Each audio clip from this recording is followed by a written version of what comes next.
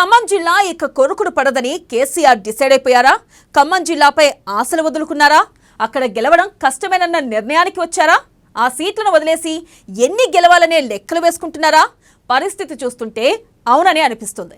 ఓవైపు కారును కుమ్మేసేందుకు పొంగులేటి మంచి కసి మీదున్నారు.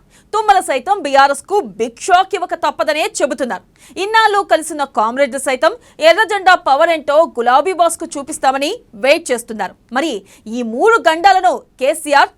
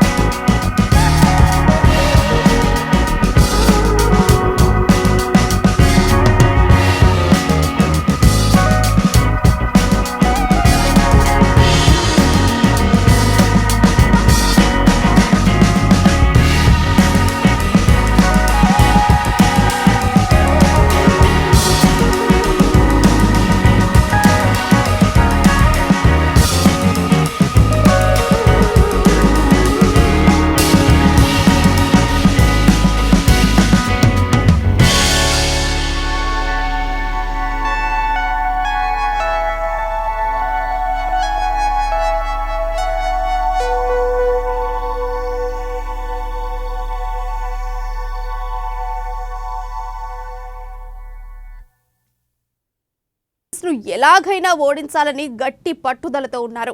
ఎంత ఖర్చు పెట్టైనా తాను గెలవడమే కాకుండా జిల్లా మొత్తం కాంగ్రెస్ సత్తా చాటేలా చేయాలనుకుంటున్నారు. తనను అవమానించిన కేసీఆర్పై కసి తీర్చుకోవాలని ఉవ్విలూరుతున్నారు. మన ఆశయం, మన లక్ష్యం, మన ఆలోచన అంతా ఒక్కటే. ఈ కల్వకుంట్ల చంద్రశేఖరరావు గారిని అధికార మదముతో, అధికారం ఉంది కదా అని అహంకారంతో ఏదైతే ఎర్రవీకుతున్నారో ఈ కల్వకుంట్ల చంద్రశేఖరరావు గారిని ఇంటికి పంపే దాంట్లో మనందరం కష్టపడి వారిని ఇంటికి పంపే కార్యక్రమం చేపడదామని తెలియజేసుకుంటూ మీ అందరి దగ్గర సెలవు తీసుకుంటున్నాను. జై కాంగ్రెస్. ఇక కేసీఆర్ చేసిన మరో తప్పు తుమ్మల నాగేశ్వరరావును దూరం చేసుకోవటమే. నిజానికి తుమ్మలకు పాలేరు నుంచి సీటు ఇచ్చినంత మాత్రాన కేసీఆర్కు వచ్చే నష్టమేమీ లేదు. అక్కడ కంధాల ఖచ్చితంగా గెలుస్తారన్న నమ్మకం లేదు. జిల్లాలో తుమ్మల సీనియర్ నేత, గతంలో ఓడిపోయి ఉండొచ్చు కానీ తీసి పారేయదగ్గ నాయకుడు మాత్రం కాదు. రాజకీయాల్లో కేసీఆర్ కంటే సీనియర్, మంత్రిగానూ పనిచేశారు. జిల్లాపై పూర్తి అవగాహన ఉంది, అనుచర గణము ఉంది. ఆయన పార్టీని వీడి ఒంటరిగా పోటీ చేస్తే మాత్రం బీఆర్ఎస్కు అది ఎదురు దెబ్బే. అంతేకాదు తుమ్మల ప్రభావం రాష్ట్రంలో మరో 5-6 నియోజకవర్గాలపై పడే అవకాశం ఉంది. కమ్మ సామాజిక వర్గం కేటీఆర్పై గుర్రుగా ఉందంటున్నారు. ప్రతి సీటు కీలకమైన ఈ సమయంలో కేసీఆర్ తుమ్మలను సైడ్ చేయడం సరైనదేనా అన్నది పార్టీ వర్గాల ప్రశ్న.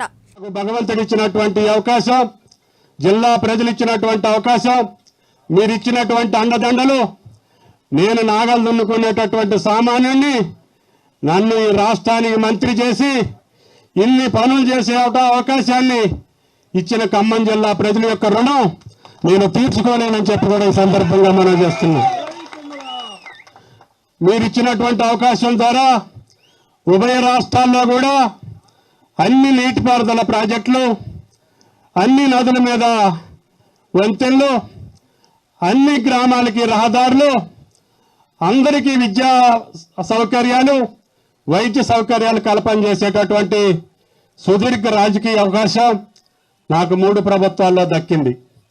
దానికి తగ్గట్టుగానే నాకు కష్టం వచ్చినా నష్టం వచ్చినా కింద పడ్డా మీద పడ్డా మీరు నా ఎన్నంటూ ఉండి ఎప్పుడు నన్ను మీ చేతులతో ఎత్తి నన్ను రాజకీయంగా బతికించారని చెప్పి కూడా మీకు ఈ సందర్భంగా మనం చేస్తుంది. కాబట్టి మీ ప్రేమ కోసం, మీ అనుబంధం కోసం, మీ ఆలోచన కోసం తప్పకుండా ఆ గోదావరి జలాలతోటి మీ పాదాలు కడిగేదాకా నేను శాసనసభ్యుడిగా ఉంటానని చెప్పి కూడా ఈ సందర్భంగా మనం చేస్తున్నాం.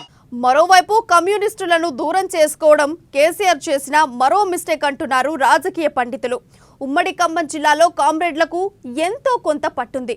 ఒకప్పుడు ఆ జిల్లా వారికి కంచుకోట, తర్వాత డీలా పడ్డ నిర్ణయాత్మక స్థాయిలో వారికి ఓట్లున్నాయి. ఇప్పుడు వారు కనుక కాంగ్రెస్ చేయి పట్టుకుంటే కారు పంచర్ కాక తప్పదు. టఫ్ ఫైట్ ఉన్న సమయంలో గెలుపోటములను కొన్ని వందల ఓట్లే నిర్ణయిస్తాయి. పార్టీ చెప్పినట్లు కమ్యూనిస్టులు కాంగ్రెస్ కోటేస్తే కారు కొంప మునిగినట్లే. దీనికి తోడు ప్రభుత్వ వ్యతిరేకత ఎంతో కొంత ఉండనే ఉంది. పైగా ఖమ్మంలో గతంలో ఎప్పుడూ తెలంగాణ సెంటిమెంట్ గెలుపోటములను ప్రభావితం చేయలేదు. ఈసారి చేసే ఛాన్స్ కూడా లేదు. ఈ పరిణామాలన్నీ చూస్తుంటే ఖమ్మం జిల్లాపై కేసీఆర్ ఆశలు వదులుకున్నట్లే కనిపిస్తోంది. రియలైజేషన్ ఉంటుందని భావిస్తాం, ఎప్పుడో ఒకసారైనా పశ్చాత్తాపం ఉంటుందని భావిస్తాం. మాకు ఎప్పుడూ ఉండదు అని చెప్పి వారు రుజువు చేసుకుంటున్నారు. మనుషులు అన్నాక విలువలు కాదు మాకు కావాల్సింది, రాజకీయాలే. రాజకీయ విలువలు కాదు, రాజకీయాలతో అవసరమైతే వెన్నుపోటు ఎట్లా పడవాలి, ముందు పోటీ ఎట్లా పడవాలి, ఎలక్షన్లో ఎలా గెలవాలి అంటే మనిషి అన్నాక రియలైజేషన్ ఉంటుందని భావిస్తాం. ఎప్పుడో ఒకసారైనా పశ్చాత్తాపం ఉంటుందని భావిస్తాం. మాకు ఎప్పుడూ ఉండదు అని చెప్పి వారు రుజువు చేసుకుంటున్నారు. ఎక్కడ ఏ నియోజకవర్గమైన 1000 హైదరాబాద్ లాంటి సిటీల్లో కూడా 500 1000 ఉంటాయి. వీటన్నిటికంటే మా ప్రభావం ఉంటుంది, కమ్యూనిస్టుల ప్రభావం. ఇంకా సిపిఎంది మళ్ళీ వేరే ఉంది, సిపిఎంది కూడా వేరే ఉంటుంది.